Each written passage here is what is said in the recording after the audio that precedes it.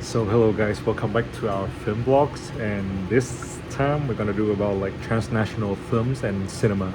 And on this and in the episode today, I will talk about the movie For Your Eyes Only in 1981, which is a version in a series of James Bond movies.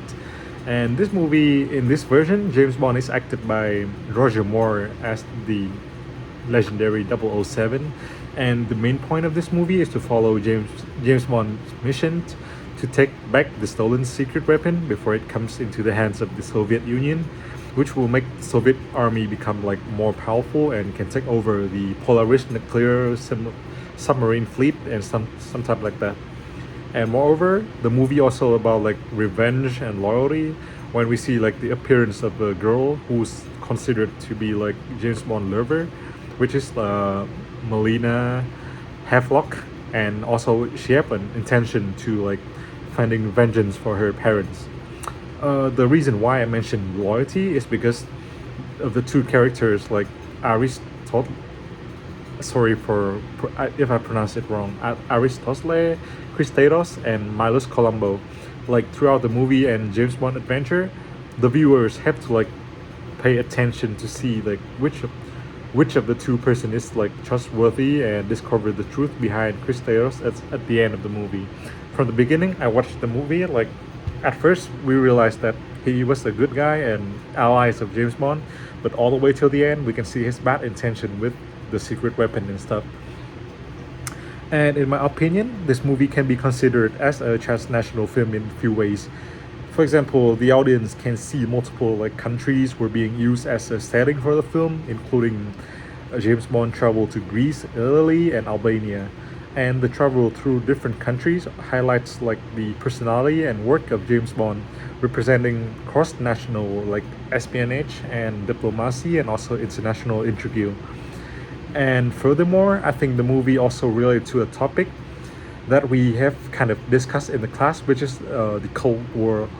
Like even though the Soviet Union isn't the main antagonist in the film, but they appeared as a threatening presence in the movie, like shows the worldwide impact of Bond's mission. Like just imagine that he cannot take back the weapon and fail the mission. It's gonna be effect to the Cold War and many different countries around it. And by reaching out to the world issues, the film illustrates why it is a national movie. And as I have mentioned, the Cold War is the topic that was being included inside the movie, as well as a topic that we have discussed in class. And bigger than that, I think that this movie also bring us to us some like high tech stuff that connect to communication.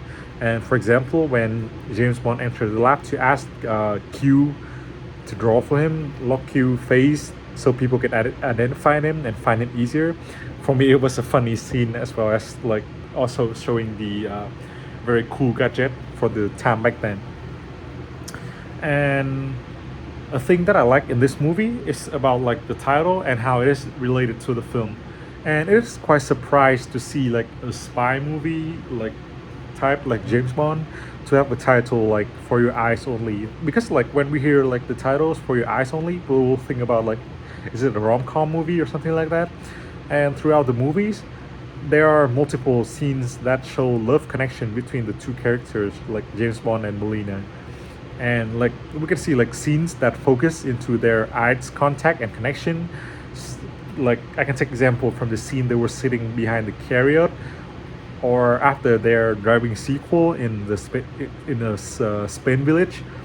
Like during those scenes, I can see like multiple times, if I'm not wrong, the film director trying to like focus more on the eye contact and connections to like also like highlights the theme of the movie, the name of the movie, as well as like create some love connection between those two characters. And especially at the end of the movie, we also saw Melina taking off her clothes and trying to seduce Bond by saying only for your eyes. And that's why I really enjoy how they make the title that really related to this film. And there are some lessons that I learned for myself after this movie. Like through the personality of James Bond, I realized his ability of like adapt and think quickly. and especially where he escaped from dangerous situations. Like, but even though I will probably not don't have to face with those type of scene during my life, but like yeah, he showed me some of those personal good personality. But that ability from him can like really help me out in real life, I think. Another thing is when he told Melina about her revenge. I remember when Melina told Bond that she have to revenge, but James Bond told her instead of focusing into revenge and put herself into danger, try to control her own feeling for the greater good. Basically, is we can see two faces of that of that scene. I think one is like James Bond, like the romance of him, like how good he is to try to protect Melina from the danger, and beside that, he also teach me how to like sometimes in our life we can lose control for some type of things and behave our behavior can become bad when we become angry. But however, if we try to like stay calm and then think deeper about it, maybe we can think of a like a better solution to do with it. And sometimes like life would be very easier if we can put our anger aside, and that's what some of the stuff that I learned after watching this movie. And I think this movie is kind of is a good example for transnational media, even though I read some reviews that they dislike about this movie, probably because I think they don't like the problem of like the theme of like love and soft stuff like that in a spy movie like James Bond. However, I think it's a good mix for like both of the genre to become together, like a little bit of romance and a little bit of action together. It's pretty cool for me.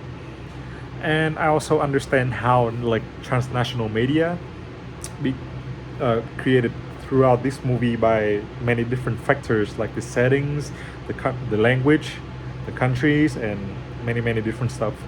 So I think this movie I kind of enjoy it by myself. So that's it. That is for today for our first episode of the movie For Your Eyes Only in 1981.